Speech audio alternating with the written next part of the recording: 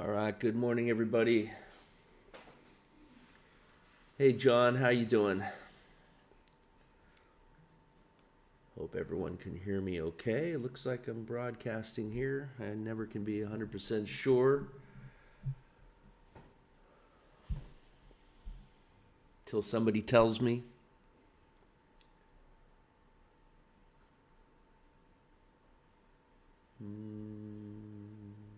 Testing, testing. John, could you hear me this morning? I think you guys can hear me. All right, beautiful.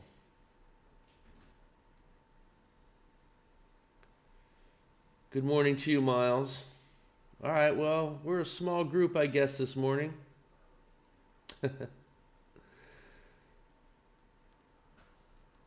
We'll keep an eye on the Dow E-mini and the soybeans chart in the lower right-hand corner, just getting ready to begin both those sessions. There's soybeans already with a long. If it pulls back down at 1707 3/4, it may have gone too far too fast.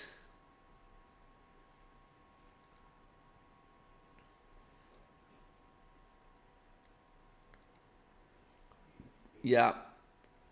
So we'll have to wait for a new setup there. YM's up over 190 points, currently in a short trade prior to our start time, so we'll wait on that. Crude oil and unleaded gas have already finished. They are already positive, and their power of quitting goals were reached already. So I'll review that in a little while. And of course, the pound Aussie's in a short, but that too started too early.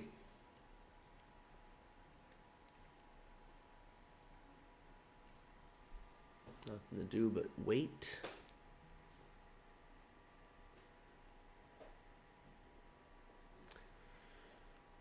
Good morning to you, Johnny Seattle. Hope everyone had a nice weekend.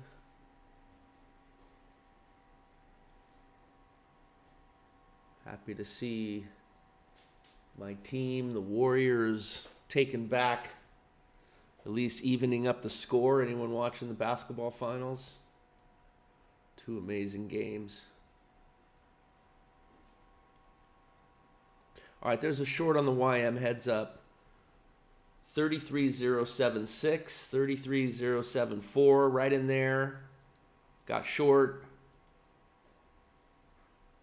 Stop is 33.116. First target 33.044. And if it gets a 0.47, we'll move our stops to break even. It's trying to get down there. It's got to push through the 50. Got to 49. I'm going to mark that. Got really close to money management. Missed by one tick. Let's see if it could push through. We're trying to get to 47, and it got to 49. Missed by two ticks. That 50 level, putting up a fight. It did push through and made a new swing low and didn't follow through. Let's see if it can come down and test. There is a long on soybeans now. That'll be the first trade of the day, 17.13 1/4. And the YM making us sweat it out here. Definitely some erratic trading, stuck between the 50 and the 200 moving average. Made a new swing low, didn't follow through. Could lead to a strong move up. Yeah, I think it just hit the stop. 116. Nope, it got to 115. So the YM barely surviving. Missed money management by two ticks. There's a long on the YM, heads up. The YM long at 116, 33.116. It did hit its stop.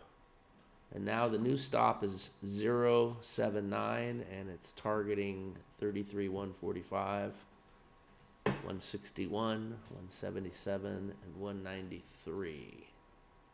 And this is an exhaustion trade off of Not an exhausting. Well, yeah. It's an exhausting trade off of the 200 moving average. So the failure to get lower, let's see if it leads to a strong move higher. We are 220 some odd points to the positive so far, at least the YM is.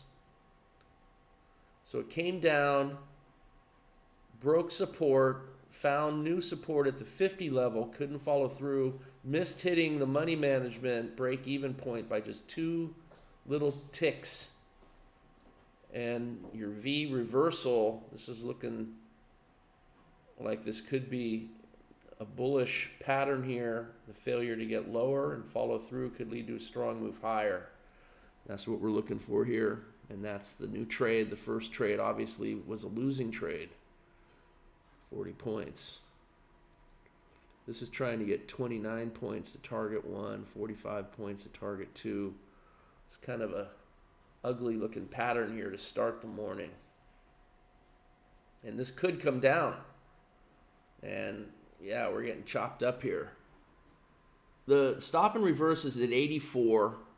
84. It's an adjusted short. So looking like we're short again. So a couple losses on the YM. The YM, the problem child this morning. If anyone's trading it, now you're going to 33,052. And it's awfully choppy in here for a Monday morning. Mondays usually give us our one and dones pretty easily. Well, not today. 33,052, 33,033. If we can, they say 56 is our money management level. Kind of crappy price action here on the YM this morning. And the soybeans did just get short at 1709 and 3/4. 1709. Cancel the long trade. To really be watching these. Not a lot of time to get in on that, like 5 seconds. Let's see if it could pull up and hit the entry.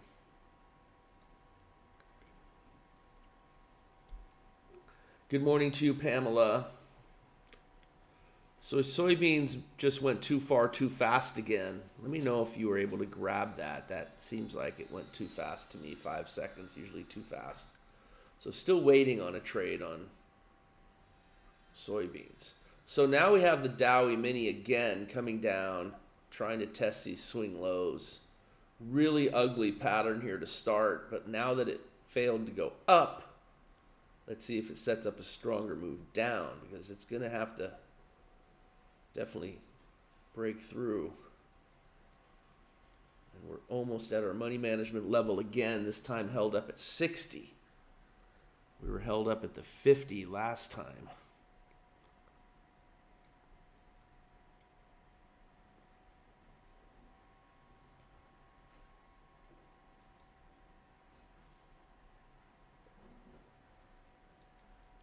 See if it will break through. Again, I will review crude oil and unleaded gas in a little while, both of which have already hit their goals. All right, so if you're in the Dow Mini, move your stop to break even. And I would actually put your stop, well, the unadjusted entry was 87. We got in at 84. And now 82 is the stop. So move your stop to 82. And target 1 was just hit. Well, that helps a bit.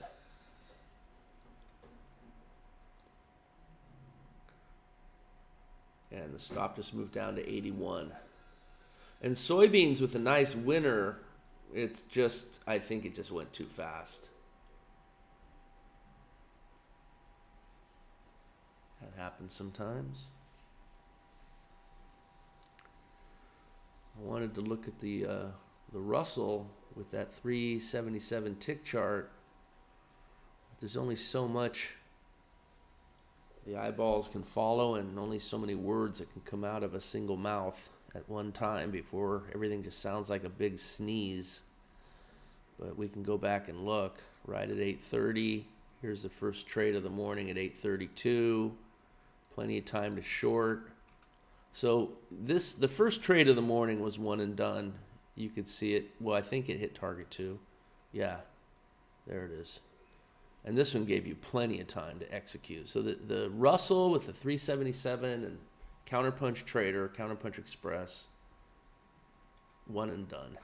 And still going, still trailing. So a lot better chart and easier trade to take than the YM this morning, that's for sure. All right, so the stop now at 33,072 on the YM. And there it is, stuck on the 50 again. That's a real hard support level on the Dowie Mini. Right there, again. If it breaks through, it could go down pretty hard since it failed to get higher, but who knows, this could be bottoming out here, and it did just stop out.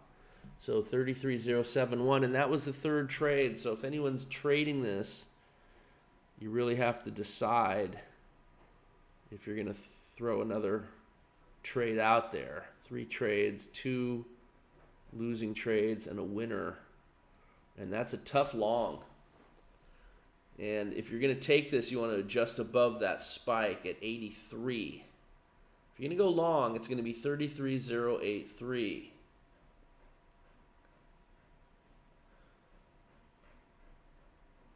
And it did just hit 33. So again, this is a 4th trade. Maybe a little bit too many for a chart pattern that's testing these prices here, the swing low. If it's bottoming out or a near-term bottom, you know, that's what causes these choppy patterns. And it could also set up a strong move either direction, because we really don't know at this point. It's kind of broken out. We've had some expanding range, and this is indicative to trying to establish some sort of a bottom of sorts, right? You can see the crude artwork here showing the expanding range, and then this is more like this, right? Like that. Anyway, you get the idea. So the long trade is definitely in, and if you're in that trade, money management is at 33,106.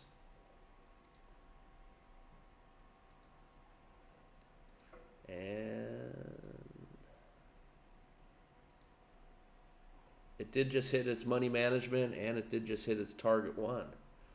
So if you're in that trade, move your stop to break even. You had your full loss, your partial loss.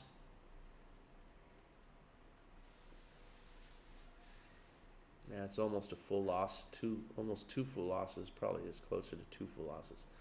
And then your target 1 winner and your target 1 winner and a target 2 there. So now we may be actually seeing our move higher. Let's see, we could extend our trend line, and that can give you a pretty good target of where the price may be trying to reach. And it's right at our target 3. A little bit above that now, let's see.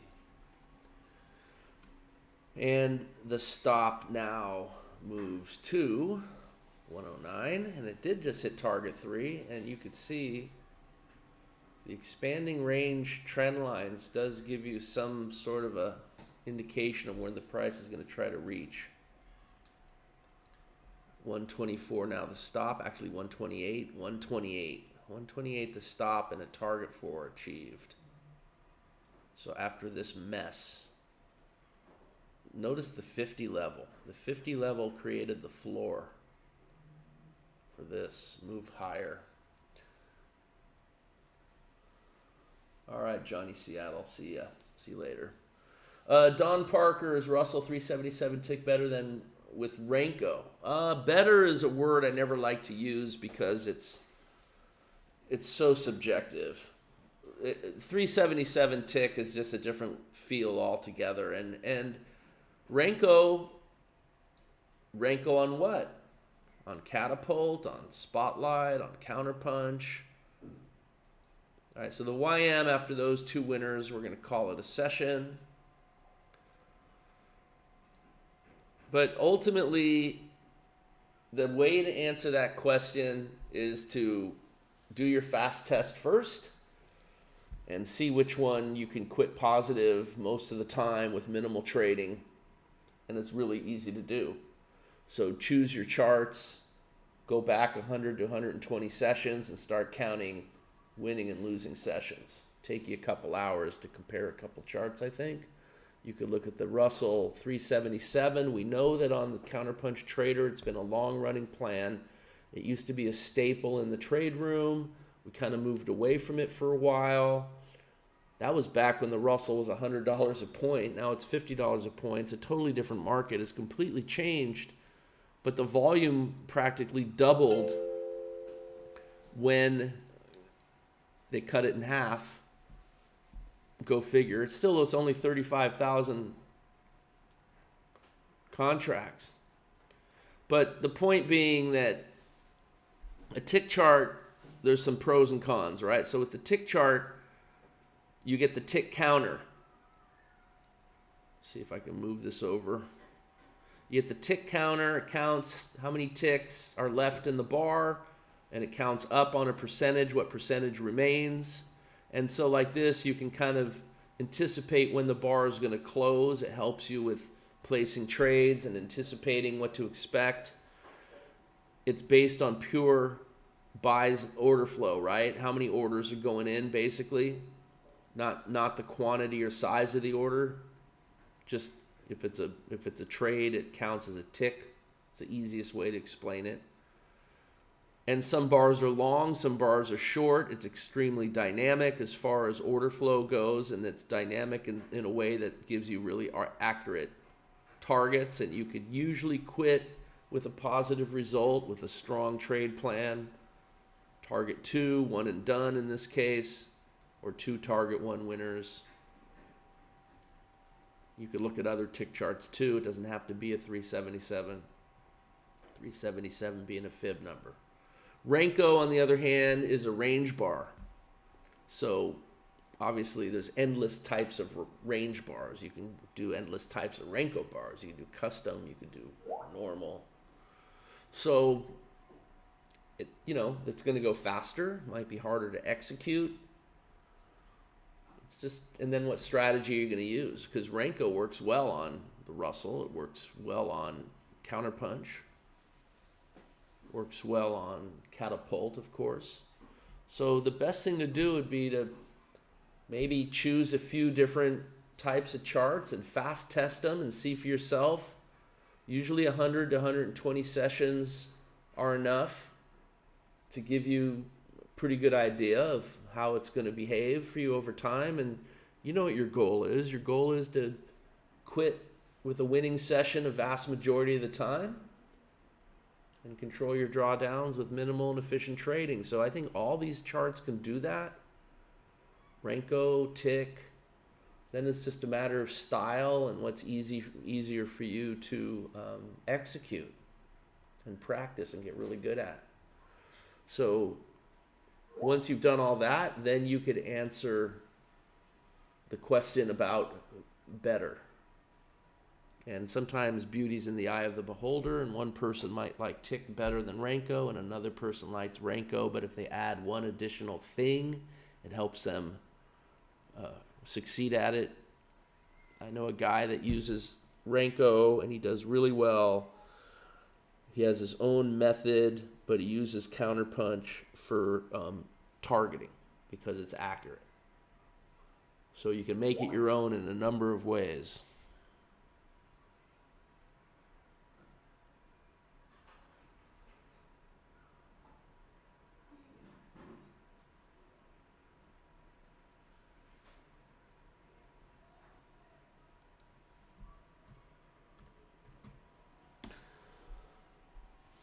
Yeah, Don. So I don't want to mislead you and like pretend I know something more than you. I really don't. I would have to go and do the same testing to get the same answers to the question that you asked. Unfortunately, there's just so many hours in the day, and I just can't do that on everything as much as I'd like to. So what a great trade that turned into on soybeans, but didn't give you any time to get into the trade. Let's see, you had literally 5 seconds and it was already closed down here. So then the next setup came here, and that was after a pretty big move down. So you could see the swing, the energy going down is waning, and it's looking more like this market probably wants to go higher. But if you got short here, you would have had to put in a long entry at 1700 even, basically. Yeah, this is a hard one to follow now, because then there's this, but you're already short.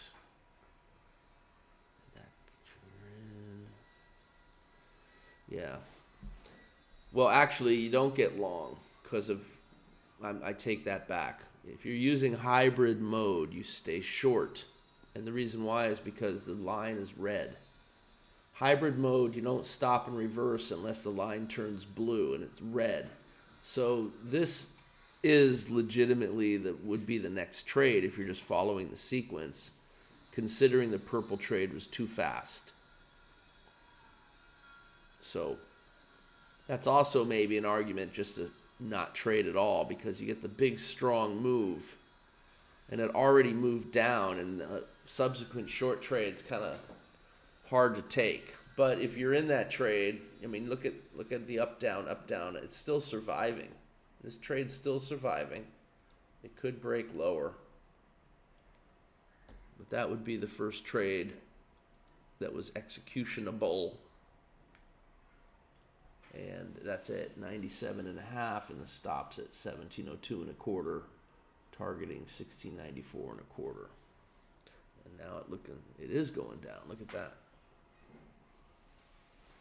So one tick shy of its target. There it is. It actually is a winner. Look at that. Soybeans does it again. Hard trade to take. I mean, I could understand maybe thinking, well, don't press your luck because the purple trade was a winner. Maybe.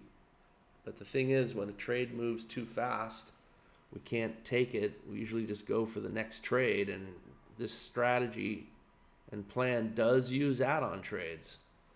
So second guessing, maybe not the best thing to do. Better just to either live with it or die with the result. So now if anyone's in that trade, the stop's moving lower. It would still be a break even. And when this bar closes, the stop will move lower. And it did just hit target too. Look at that.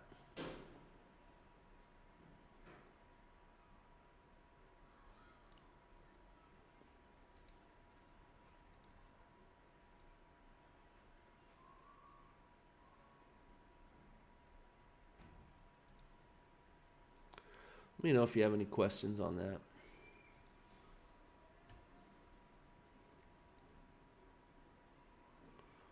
$16.96 would be the stop now. $16.96. Actually, the system thinks it's in this bright green trade here. That's what it's tracking, because it doesn't know how to track add-on trades. But we use the add-on trades. So that one is the trade, I think, that you would take. Even if you were taking the other one, it still would have been a winner. Yeah, anyway. 16.95.5 now is the stop. All right, well, let me know what you're in. And by the way, the YM has just gone ahead and won 2 more in a row. So you could see that after the first early couple difficult trades it set up right at the start, then it hit, the short trade was a winner, the long trade was a winner, this short trade, another nice size winner, and now this long trade, another winner. You did have this short trade here, but it went too fast. Well, yeah, that was a loser right there. So hopefully enough opportunity to get positive, but after the 2 losses and the 2 winners, probably the best time to quit there. Crude oil. This morning, crude oil,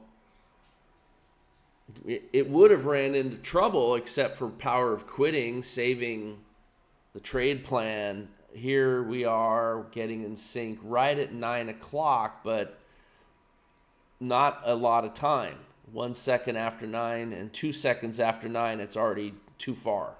And then it hit its target. So while that looks like it was tradable, it wasn't. It was too fast. But this trade was tradable. You can see 9 o'clock and 53 seconds. And by the time you get to the next bar, you're already like 13 seconds in and still have a chance to get into the trade. And that one, you should be able to execute. If it's more than 8 seconds, you really need to be able to execute that. And that one did come up and hit its target. So that was good for 15 cents, $150, and it stopped out. And one and done on crude oil. Take the money and run, because then it gets kind of choppy there, and this is the kind of mess that could really get you into trouble. So power of quitting, taking your winner, getting out of the way, and avoiding what came next. Although this really was a break-even trade here, which is not as bad as it looks. But then, like this one, yeah, that one wasn't good. This one wasn't good. This one clearly wasn't good. Neither was that one. So kind of got out of sync. So in 5 minutes, the next mini session starts, so we could definitely pay attention.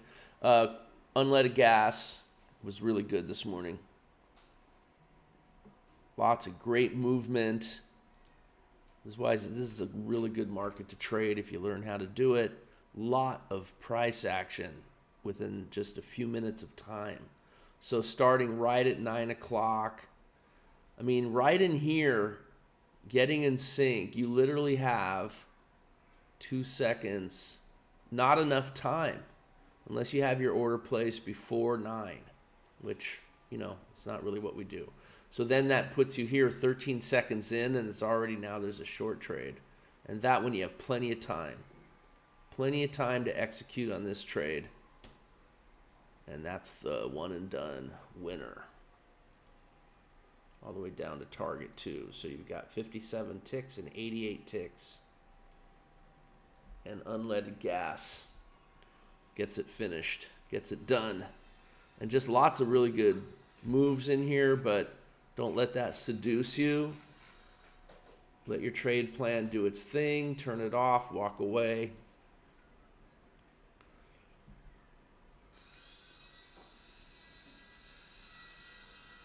Keep an eye on crude oil here. NQ in the 610 tick. Don Parker, this is another, basically the same question. What about the 610 tick with NQ versus Renko? Right? It's kind of the same thing. Here we are with counterpunch. And you got your 8:30 start time right here. And you do have enough time to grab that trade, especially since it pulls back to the entry. And that's one and done. So the 610 tick, one and done on the NQ.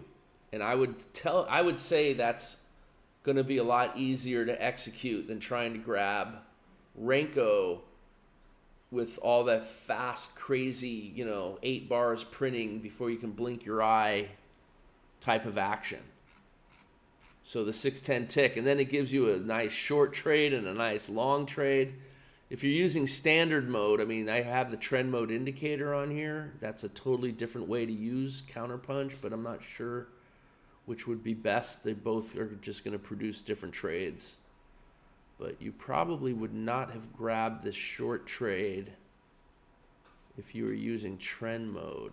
Oh yeah, you would have, because it got red here and then it stabbed up, and you would have got in here with trend mode. because the blue wouldn't have printed yet. It would have still been red on the closing bar basis. So even trend mode would have given you the short trade. On the long trade, you would have missed the long trade right here in trend mode. Just comparing what I know. Anyway, one and done. You know, you don't really need to look past that. One and done is one and done.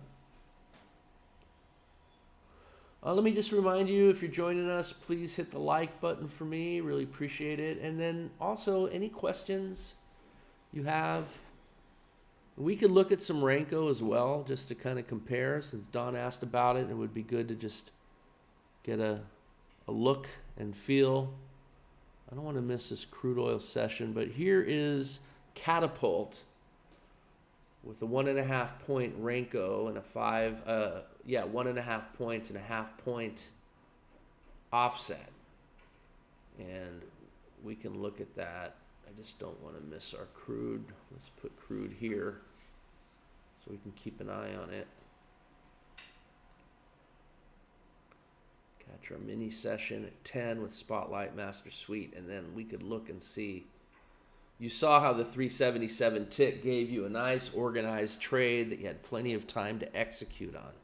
But that was with Counterpunch Trader. This isn't really comparing apples to apples because this is Catapult.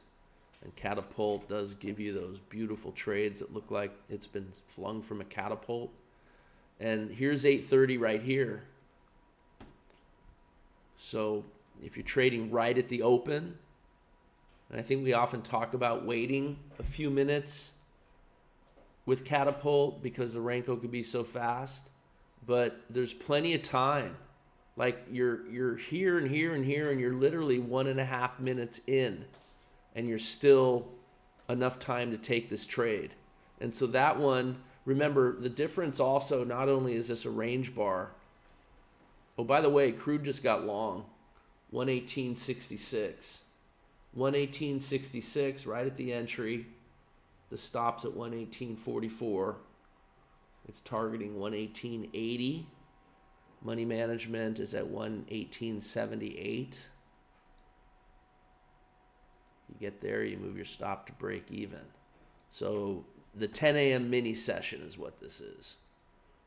And we all saw how the 9 a.m. mini session was one and done with a 15 tick target one winner, and then the trades got messy, and power of quitting definitely had power, empowering you to stop trading when you hit your trading goals, and then avoiding the randomness, the random distribution of wins and losses. Remember, the power of quitting gives us a way to control that with trade plan rules that we can test and prove. Got to put all those concepts together to really start making money as a trader and really figure this stuff out. It's not just the trade, it's not just a strategy, it's not just a setup. It's also the rules of the trade plan that tell you when to start, when to stop, and then you can measure the results of that over the last 100+ sessions and determine if you can quit with a positive result most of the time, right? That's what we're after. And the mini session helps us do that. With crude oil, it's so active. You have that 9 a.m. mini session. This is a 10 a.m. mini session. You can do an 11 a.m. You could even change the time. You could do a 9:15, a 10:15. Doesn't matter as long as you test it first. Don't just arbitrarily shoot from the hip. Pretend your name is John Wayne. That doesn't work. Test and prove the plan. There it is. One and done. See? 10 a.m., one and done. Just got the target. Move your stop to break even. And that was for 14 ticks. So this, even if it stops out, it just did. Well, that's convenient. Now we don't have to watch crude oil anymore. 2 fast and efficient sessions. So back to the Russell chart here. Don, I don't know how to answer your question based on a single day, but you can see how both would have worked. Catapult is a single bar setup. It's totally different than Counterpunch. Catapult doesn't care about exhaustion levels. Catapult is all about momentum. It's a pure momentum price action setup. Counterpunch combines different things. The 377 tick works really well with Counterpunch. We haven't looked at a tick chart with Catapult. I mean, you can use it. We could try. We could look and see what it looks like. It probably works. I'm sure the principles are fine. But with this particular Renko chart, you can see how it did fine. And then if you're waiting a few minutes, here we are 3 minutes in. If you're waiting 4 minutes, there you are 4 minutes in. And that one's going to trigger in and come down and work great also. And these trades have that look and feel like they've been flung from a catapult. That's where it gets its name. It uses different lines too. The catapult uses a 2 and a 6. The balance line is a 2 and a 6. We call them the catapult lines. Catapult trader with a 377 tick chart uses a 9, a balance line 9. We call it a signal line. It's a totally different line. And Catapult Trader also uses a 14 moving average. That's what it uses as its, well, let's see, it uses a 14. You could use a 20. Let's see, this one is, I think, a 14. That's why it's purple. Yeah, this particular one uses a 14 exponential moving average as its trailing stop. It's totally different than Counterpunch, which uses the signal line, right, the 9. We can go ahead and compare the two.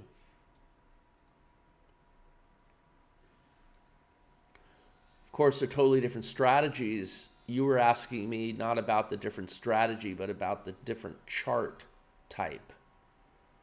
So you'd have to choose your strategy and then compare the two side by side. And the easiest way to do that, although today is what you really want is the last 100 to 120 sessions. And you can go ahead and fast test each one and just how many winners, how many losers, how many break-evens with a real simple set of rules, right? Start time, stop time, power quitting goals. That's it. Fast test it. But you could see the difference using the 9 signal line as a trailer versus the 14 EMA. Just different. And we're stopped out here at 8:39. Look at the time here, 8:39. So at 8:39 and 55 seconds is when it stops out of this tick chart. Here on Catapult, this was the second trade. It was just like 7 seconds earlier. So roughly around the same price too. That stop is at 88.4 and this stop is at 89.1. Interesting, yeah? Another winner on, well, you had a loser first, of course, but then a winner. But this one looks like it wants to break even if you can move your stop fast enough. If not, you're making even more money. Sometimes not being able to move your stop fast enough helps. Then the next one also looks like, well, this one looks like it stopped out. But did you have enough time to place the trade? Maybe. Hard to say. So the Renko could be wacky, zany, fast-moving, crazy, but that doesn't mean it's bad. It just means it takes practice. If you're waiting for a 9 o'clock start time, I mean, this comes down at 9 o'clock, gives you a chance to get in, but did it go too far too fast? That's where you need rules. Like it already hit target 1. So when do you cancel the setup? You need rules for that. Target 2, it didn't hit. I forget what the rules are. We'd have to look at the calculator for this setup. Yeah. So the whole better question, you never know how to answer it because there's so many unknown parameters. What are your inputs? What's your trade plan? What are your settings? What strategy are you using? But the one thing about a Renko is that each bar is the same length. So you know each bar is 1.5 points, and it's offset by a third, by 5 ticks. It may not be as easy to anticipate when and where a bar is going to close and open. I guess you have to just kind of watch and learn. But with a tick chart, you always know based on the tick counter. So that maybe makes trading easier, being able to anticipate setups. There's a short now on Catapult. Yeah, anyway. I hope that helps, Don. I don't know if that, it obviously doesn't give you the specific yes or no you were looking for, but you have a way to figure that out now with the fast testing. Sometimes I like to put Counterpunch and Catapult on the same chart. Like I'll put Catapult, but I'll also put the exhaustion dots from Counterpunch on the same chart. That helps too. That helps. You can see the difference. You can see where the exhaustion dots line up in relationship to the Catapult setups. It's a different look and feel. You have to choose which targeting though, because the Counterpunch targeting is definitely not the same as Catapult. Catapult's going to be measuring the bar, and in this case it's 1.5 points. So 1.5 points below the low of the setup bar will be your target one. So you know target one will be a little less than 1.5 points, unless you have a longer bar, because you could have a 1.5 point body but several more ticks on the wick. So if a bar that looks like this is your setup bar, it's going to be more than 1.5 points, because this is a custom Renko. So there is some dynamics to the size of the bar, but the point I'm saying is that the targeting is based on the size of the bar. That's your X. So 1.5x is 1.5 times the length of the setup bar. In this case, it's this one, and it's one more tick beyond. This should be like 1.6, 1.7 maybe. 2 ticks beyond. So target one is 1.7 ticks below the low. Depending on what we got the targeting set at. Yeah, 1x. And Catapult, of course, is going to measure between the highest point of the 3 exhaustion dots to the low of the setup bar. So it's a completely different algorithm. It's going to measure this. Totally different.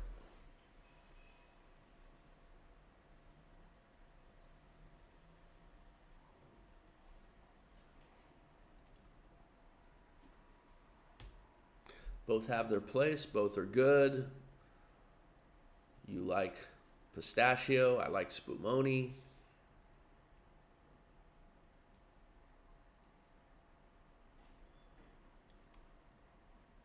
So we looked at the 610 tick with Counterpunch Trader on the NQ. It was one and done. It was a great trade. That's a really nice chart that's been working for years. So the 610 tick with the NQ, the 377 tick with the Russell E-mini. You could try a 377 tick with the Dow E-mini. We're looking at a 14-point momentum bar with Spotlight Master Suite. But you could also try a 377 tick chart with the YM with Counterpunch Trader. I think I like range bars and momentum bars on Spotlight more than tick charts. But with Counterpunch Trader, tick charts they're fine. I mean, the strategy was invented with tick charts, really. The 377 tick in crude oil, and the Dow E-mini, and the Russell. Same chart.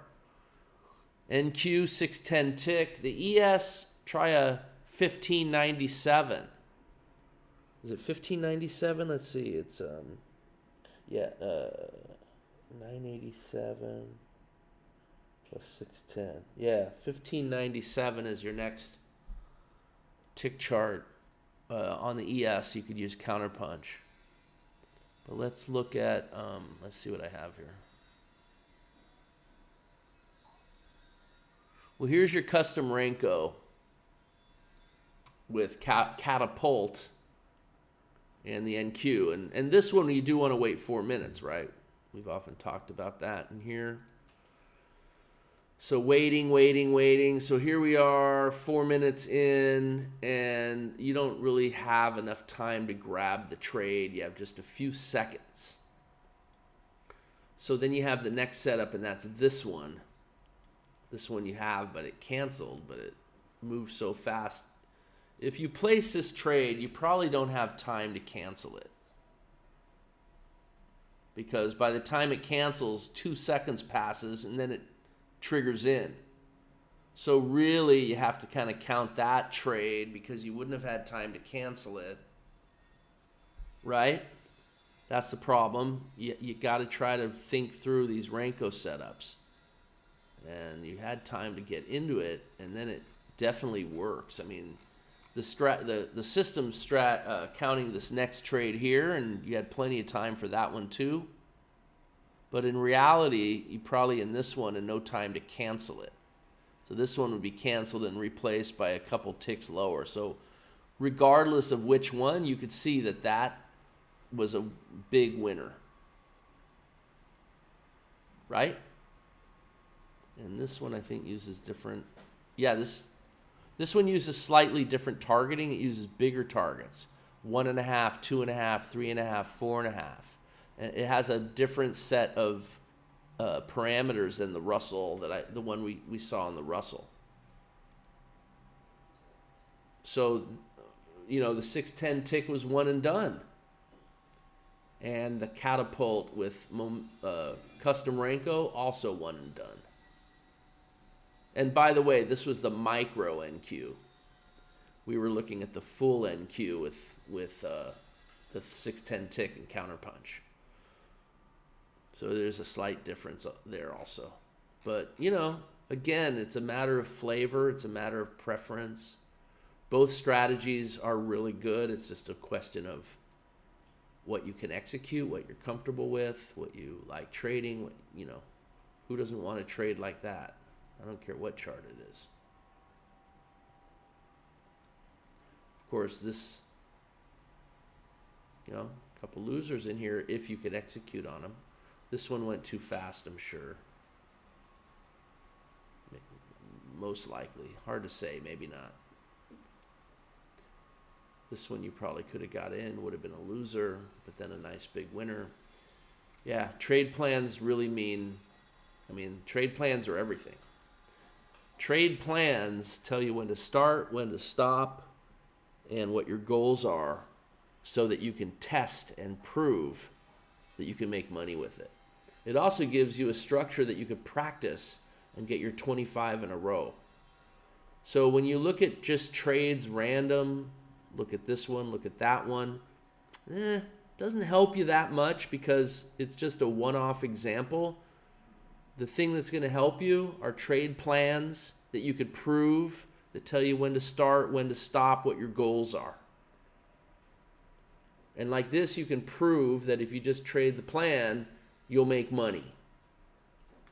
That's the bottom line. And there is nothing lower than the bottom line. The bottom line is you trade to make money. You have the tools to prove it to yourself first, and then practice it and get really good at it with the 25 in a row without a mistake. John says tick charts were the staple when Counterpunch first came out. Yeah, the transition to momentum bars came closer to the introduction of Spotlight. Correct. And momentum bars work really well on Counterpunch as well. And I like momentum bars a lot. But, you know, what's most important is what you could succeed with. I mean, when Catapult Trader first came out, it really came out with time charts. Like it came out with a 5-minute chart. The 5-minute chart, we don't even look at that in here. Mainly because it's just really slow and takes a long time. It's a slow chart. And I like to finish fast in the trade room. Can't do a trade room to do 5-minute charts, which could just take way too long. But that doesn't mean it's not a good way to go. The 5-minute chart could work great too. Here's a 5-minute chart, the micro NQ. Yeah, it looks kind of ugly. But here we are at 8:30. Yeah, if you get in sync, that first one loses. I mean, this is hard to trade.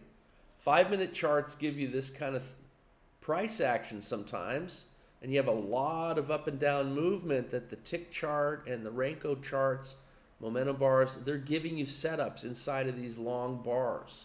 But with a 5-minute chart, there's nothing you can do. You just got to wait. Now here's a big setup. If the market's going to rally, this can make a lot of money. But so far, you know, who knows what's going to, who knows?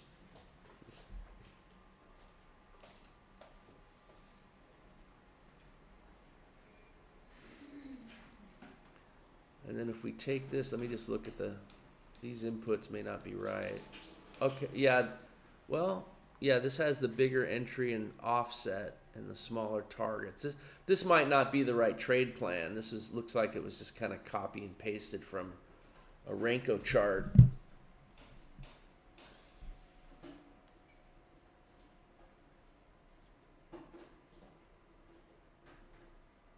Let's see, let's take this. I want to see something. We could go ahead and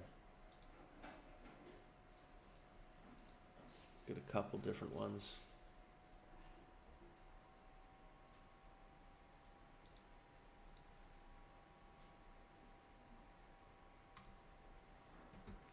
By the way, this Thursday is your last trading day for the June contract on the E-minis. Don't forget this Friday, you're pushing it out to September. The U contract. U for underdog. All right, without overthinking it too much, I'm just going to go ahead and look at the ES on a 15-minute chart with the 5-minute bar. This isn't probably the original, the correct inputs. We'd have to look and see. But yeah, first trade. Look at see the 5-minute bar. Look at all these long bars. Sometimes these can be really great trades. Like if the stop was a little further away, it would have pushed down and come down. So the first trade on the ES is this one. And so it's like 9:05, 35 minutes in, and then you got 5, 10, 15, 20 minutes by the time this bar finishes. If the market continues to rally, maybe that becomes a nice big winner. But you could see the 5-minute chart could work really well, but you can get really small bars, really big bars. And these big bars is a lot of price action that you could be trading inside of with tick charts and range bars. These nice extended bars. Let's see what the YM would have looked like.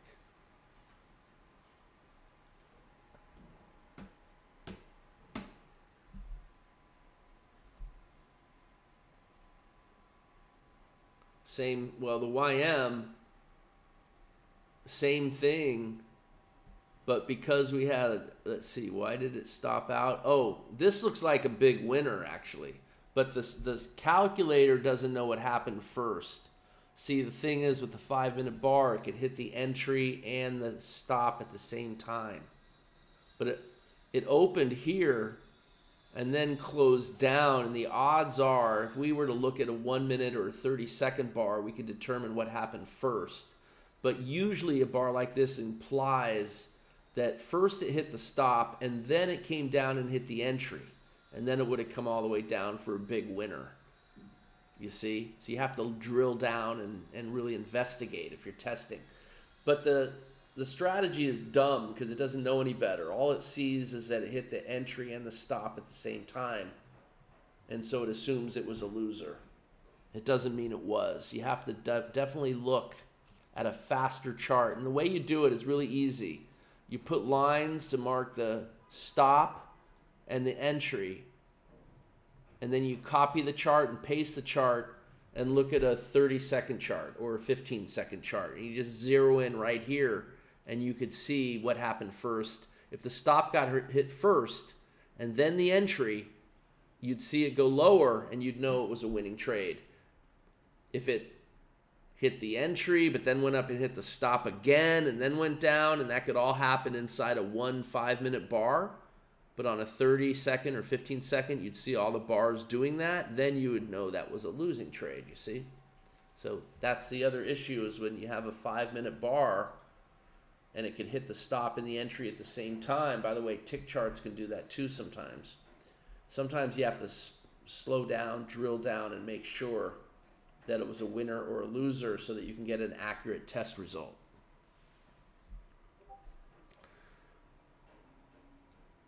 What else? All right, let's take the soybeans chart now. I'm going to copy it, unless I have one already made here. Let me just look at something. Do I have an ES? This time we'll look at a counterpunch. Yeah, here we go. We have a counterpunch ES of 1597. So that's the next fib number beyond a 987. And 987 comes after 610. 610 comes after 377, right? So the next fib number, 1597. And usually this is a decent ES chart with Counterpunch Trader. So coming back to 830, see what it would have done. Well, clearly the first trade would have been, this short here, right? So you get in sync right at 830 is here. So right here, you can see it's hitting the short entry, and you get short. Then you have a stop and reverse adjustment of 2 ticks. So instead of 41.54 3/4, you have to go to 41.55 1/4, and you can mark that 41.55 1/4, and unfortunately it just hits it, so it stops to long. Now here's the question: how do you know you get filled? This is what makes the ES so hard. Usually, if you're hitting the bid, you're going to get filled. You get filled when it hits the ask. Then you get filled on the bid. So you don't know if you got filled. And also you have to get filled on both positions. You have to get filled on the stop on the short and on the entry on the long. And you might get filled on one or none or both. And this is the main reason why I think the ES is just too hard to trade, because how do you really know what happened unless you were actually trading it in real life? Sim won't work because they simulate what might have happened. It doesn't really tell you what actually happened. It doesn't tell you if you actually got filled or not. So this is one of the reasons why you never see me really talking much or showing the ES, because I believe in testing a plan and proving it will make you money first, right? I think that's very critical. But you'd never know. You don't know by looking at this chart. It hit the stop and reverse exactly on the nail, and one or both sides of the trade may have been filled or not. So what's your test result? In real life, you'd know that you have to learn how to trade this with real money, in other words. So, you have to think it's 2 losses, but it might not be. And then it gets short here. And then, does it stop and reverse to long again here? Maybe. Yeah. So kind of a crappy morning on the ES with the 1597 tick chart. And you really don't know anyway, because it was really hard to test. What happens here if it doesn't trade through? This one looks like it traded through. You get filled if it trades through. This one, 41.46 3/4, and it gets to 41.47. Yeah, so that you get filled if it trades through 1 tick. That's a nice trade. But you would have had this big old messy. Yeah. I like to show the ES and point out those challenges sometimes, because every now and then someone really wants to trade the ES. I'm not saying you can't, and I'm not saying you can't succeed with it. It's just a lot more difficult, and it does require learning on the job. And here's the thing: what happens when you hit something exactly on the nail a target and then you don't get filled, and then it backs off a tick or two or three, and each tick is $12.50. It becomes a big percentage of your trade, and you're still in the trade even though you hit the target because you didn't get filled, hit the target perfectly. And then it backs off a tick or three, and then what do? You mark it out and then pay another tick or three in slippage. There goes a big, like 30% of your profit, or a big percentage of your profit, and then multiply that trade after trade after trade, session after session after session. And there lies the problem with trying to succeed with the ES, in my opinion. But I thought it would at least be worth looking at and talking about. That's why I prefer other markets. Other markets don't really give you that problem. You usually get filled, like right away. And if you don't, you can mark it out and it'll cost you a lot less than $12.50 a tick. And $12.50 is a big percentage of the overall trade size too. The tick size, quarter point tick, 4 ticks to a point. So each tick represents a larger percentage of the size of the trade versus a tenth of a tick like the Russell. Or a tenth of a point is a tick on the Russell. A thousandth of a point, 1 penny, is a tick on crude oil. Do the math on unleaded gas. What's that? A 10,000th of a tick? 10,000th of a point, I mean. Any questions, guys? I'm pretty much ready to wrap this up. Hopefully it was a good session for you guys and you enjoyed the session, learned something. Let me see if there's any more questions before we close.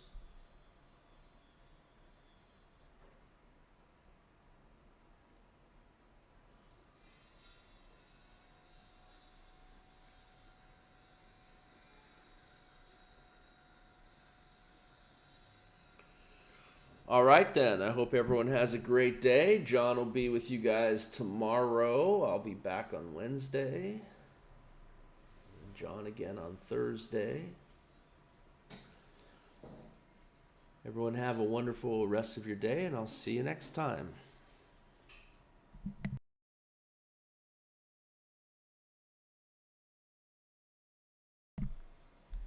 Okay, last minute question here. I know I said goodbye. John's asking about the pound Aussie. Yeah, so the pound Aussie had this trade set up way back at like 8 a.m., which was too early, a nice winner. And then it's been flat ever since and quite slow. But if we go ahead and look at the signal service, by the way, which got short here in this green trade, it did come down and hit its second target. Spotlight FX Alerts has been killing it, by the way. I think we're above 40,000 pips now. I haven't seen the actual current result. We were at 40,000 pips not too long ago, and it's just won a lot. And this is the 3rd year anniversary month, June. So if you do the math, up 40,000 pips in 36 months, it's over 10,000 a pip. It's over 10,000 pips per month average.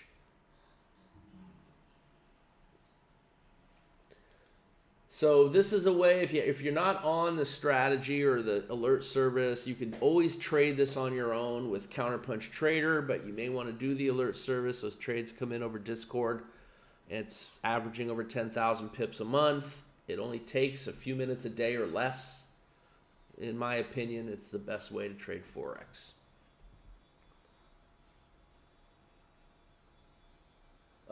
Yeah, so John's in a long on a Wanda. This is back to the day chart we were just looking at a moment ago. What color trade is it? A blue trade? Or maybe off the pink line? Maybe it's off the 200 if you got that turned on. Yes, a blue trade. I don't see any overbought or oversold conditions on my histogram here, so that's why I wouldn't have a blue trade.